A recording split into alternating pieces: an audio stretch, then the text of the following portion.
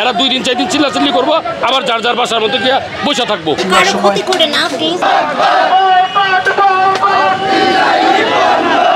সুযোগ থাকলে সরকার আমাদেরকে ইসরায়েলের বিপক্ষে জিহাদে যাওয়ার সুযোগ করে দিক।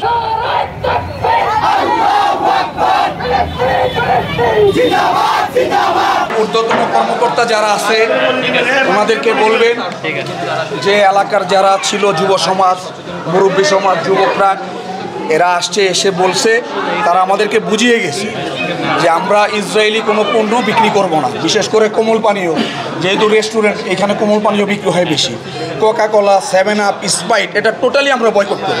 আপনারা আজকে থেকে ইনশাল্লাহ বিক্রি করবেন না, কাস্টমারদেরকেও আপনারা বলবেন। আমরা একটা ব্যানার দিয়ে যাচ্ছি, হ্যাঁ, ইসরায়েলি পণ্যের একটা ব্যানার দিয়ে যাচ্ছি, ওই ব্যানারটাও আপনাদের সাথে রাখবেন। না না, অবশ্যই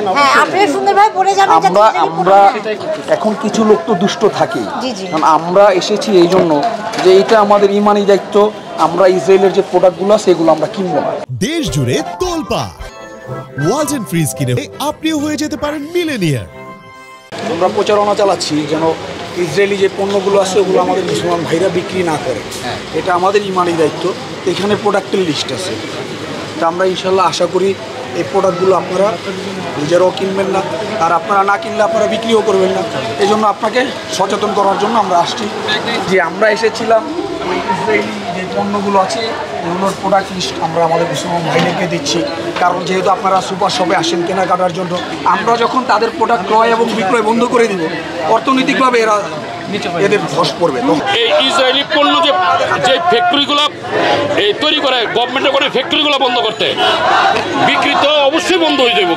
ফ্যাক্টরি না থাকলে তো কেউ বিক্রি করবে না। আর এই পণ্য বিক্রি করে বাংলাদেশে 12 লাখ দোকান, ফ্যাক্টরি বন্ধ করে সব এমনি বন্ধ হয়ে যাবে। কিন্তু এই সিস্টেমে গেলে এটা বন্ধ করতে পারবো না। বন্ধ করতে হলে আগে ফ্যাক্টরিতে বন্ধ করতে হইব, প্রোডাকশন বন্ধ করতে হইব। এরা 2 দিন 4 দিন চিল্লাচিল্লি করবো, আবার যার যার বাসার মধ্যে গিয়ে বসে থাকবো। কাজ কিন্তু কাজের কাজ কিছুই হবে না। সরকার পদক্ষেপ নিব, নিলেই দেখবেন এমনি অটোমেটিক সব সিস্টেম আইসা যাবো। এইভাবে চিল্লায় 2 দিন করবো, 3 দিনের দিন বাসায় গিয়ে বসে থাকবো, কোনো সুরা কিন্তু হবে না। এই প্রতিবাদগুলো এই জন্য করলাম যেন সামনের যে দিনগুলো আছে ওই দিনগুলোতে আমাদের কোনো মুসলমান ভাইরা যেন এই প্রোডাক্টগুলো ইউজ না করে, এবং আমাদের আকুল আবেদন কোনো মুসলমান যেন ইসরায়েলি কোনো প্রোডাক্ট ব্যবহার না করে। বিশেষ করে রেস্টুরেন্টে যুবক যুবতীদের যাওয়ার সংখ্যাটা অনেক বেশি, তো ওনাদের কাছেও আমাদের রিকোয়েস্ট থাকবে, ওনারা যেসব রেস্টুরেন্টে গিয়ে দেখবে যে ইসরায়েলি পানীয়গুলো বিক্রি হচ্ছে, তারা ওই রেস্টুরেন্টকে যেন বয়কট করে। রেস্টুরেন্টগুলোকে এই জন্য বয়কট করবে, এটা আমাদের ইমানি দায়িত্ব, কারণ আমাদের পয়সাতেই তারা শক্তিশালী হচ্ছে, এবং আমাদের পয়সা দিয়েই তারা অস্ত্র কিনে, সেই অস্ত্র আমাদের মুসলমান ভাইদের আমাদেরকে হত্যা করতেছে। এবং শুধু তাই না, কিয়ামতের ময়দানে এটার জন্য আল্লাহর কাছে জবাব দিতে হবে। আমরা যেহেতু এখানে জিহাদে যেতে পারছি না, কিন্তু আমরা যে তাদেরকে ভালোবাসি সেইটা বুঝাইতে হবে। আমরা শুধু আজকে এখানে কোকা কোলা, ম্যাগি, ট্যাং এগুলো ভাঙলাম, বিষয়টা শুধু এখানেই শেষ না, এটা যেন প্রত্যেকটা ঘরে ঘরে হয়। আপনাদের মাধ্যমে বলতে চাই, যতগুলো রেস্টুরেন্ট আছে বাংলাদেশে, প্রত্যেকটা রেস্টুরেন্টে যেন বয়কটের স্টিকার লাগিয়ে দেয়, আমরা ইসরায়েলি পণ্য বিক্রি করি না, এখানে ইসরায়েলি কোনো জিনিস পাওয়া যায় না। ইসরায়েলের সাথে জিহাদ করতে হলে আমাদের ইমানই মজবুতি লাগবে, আমাদের ইমানই শক্তি লাগবে।